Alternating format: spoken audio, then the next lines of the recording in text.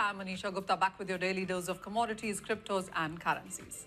Let's get in our first guest of the show, and Nischay AG is co-founder and CEO at JAR, joins us on the show now. Nischay, hi, thank you so much for joining in. First of all, what is your sense on the way the gold prices seem to be moving and how India is looking at it like an important asset class now? Hey, thanks, Manisha, for having me. We are excited about the current business trends. In India, gold is not seen through the lens of price. It's an emotion. People don't, majority of the Indians who are currently our users, they don't look at a gold as a place where they getting to make quick buck. It's not like they're getting in at 40 and getting out at 60. This is something that they want to accumulate as much as possible and pass on as a legacy from generation to generation. That's the kind of users that we cater to. You do a lot of digital gold, and that really is something that the markets are looking at because tokenized version perhaps will work faster and better now with the way the gold prices have been moving. How have you seen the adoption penetration on the same? Yes, what we have broken is see, gold has always been a pretentious purchase.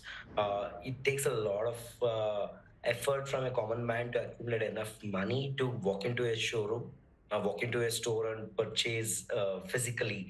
He has to put up a lot of capital to start with. But what we have enabled is fractionalized purchase of gold on a daily basis.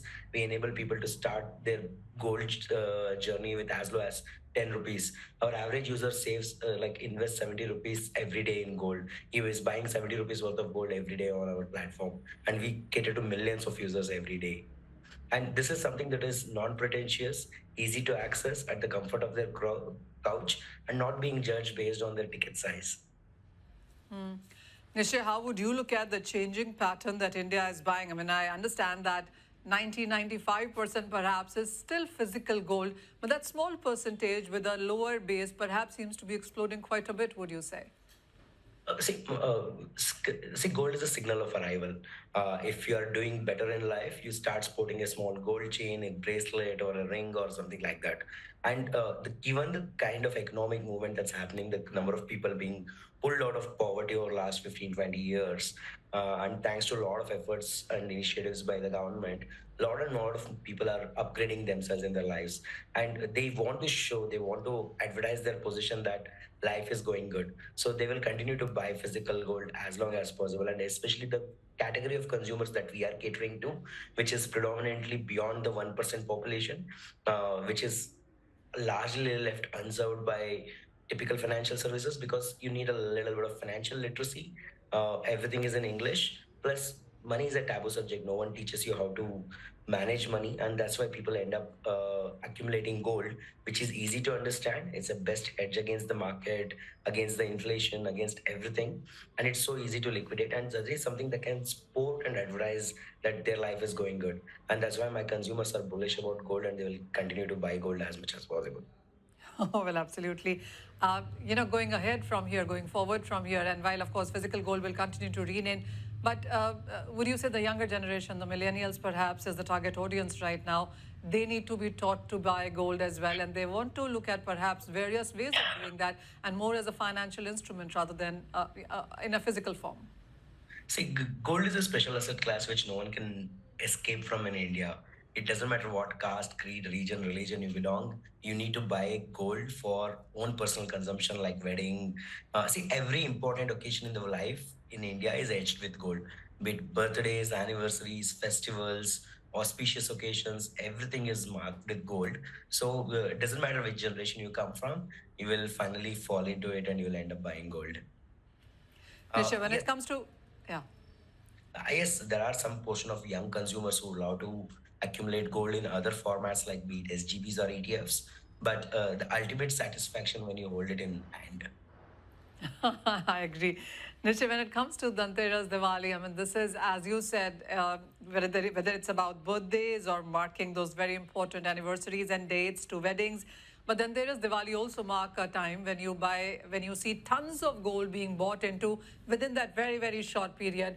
Would you Yes. say gold in various forms is now doing well? I mean, whichever bracket that you look at. There is one thing about India that is when gold prices are going down, people buy happily. And when gold prices are going up, they will buy grudgingly. But the fact remains that they will keep buying gold. During Dhanteras, of course, we see a great adoption by consumers. There's a lot of enthusiasm to actually walk into store, buy physically, flaunt it on social media, and all of those things. I think that trend will only continue to grow till at least for some more time in the near future. Mm. And how would you put gold in various brackets? I mean, when one, of course, is, as you said, show of wealth. The other is savings. Do you see both of them work together? Yes, absolutely. See, in all historical civilizations, whatever is good for you or whatever is safe for you is converted into culture and added to you. Most of my consumers, when they are buying gold, they are not thinking about the market forces. Like this is the best bet against inflation. This is the best bet against market. If markets are going down, this will save me. They're not thinking any of it, but still, gold is serving all those purposes. So as I always feel, it's a packet of knowledge passed on from generation to generation. Nisha, would you say that the gold prices have run up quite a bit, which they have, by the way, up by nearly 60%, even with that bit of a correction that we've seen in the last few sessions there? How are you looking at the gold price move? And from here on, what is your sense on where are we headed? Uh, to be very honest, we are very good in understanding consumer needs and catering to them. I personally am a very bad prediction when it comes to gold prices. I hope it serves the purpose where my consumers are putting in their hard-earned money to accumulate asset which they really love. All right, Nisha, we'll let go of you with that. How are you looking at, the fintech part of gold? Would you say more and more people are now entering in? Do you see competition? Do you see, or do you think it as a mark of market opening up in more ways? We are certainly the market leaders in this category, but at the same time, more predominant players entering is kind of making it mainstream, making it acceptable. At the same time, overall market awareness is increasing. The thing is, we are putting people into a good habit of saving. It's in a form of gold. That's the best because it's kind of a hedge against the market, inflation, and all of those things. This will ensure that they don't fall into debt trap. It comes to their rescue when they are in need, and at the same time it gives them a power to pledge and get loan against jewelry whenever they are in need. By doing so, you are bringing them into the financial inclusion beyond banking and payments. It is enabling them to accumulate some assets. It is enabling them to build a uh, trail through which they can enable some sort of other financial services, be it credit or insurance, in the long run. We are here to serve the remaining 99%, which is still they're still yearning to be served at a larger scale. We offer the platform in 10 plus languages so that anyone and everyone should be able to access and build their own portfolio of gold as much as possible. Nisha, I have one final question, and this is that for last many years we've seen gold imports into India anywhere between 500 to 700 tons. But even with that, we see physical demand continue to go up. ETFs are doing well. Tokenized or digital form of gold is doing well as well. How are you looking at imports remaining the same, but buyers in some sense or investors in that sense continue to grow or add up?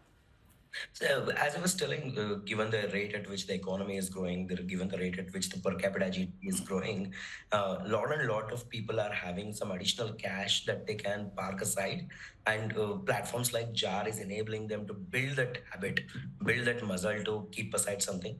At the same time, I think a lot of initiatives have been taken to unlock gold which is locked at homes in form of old jewelry and all of those things.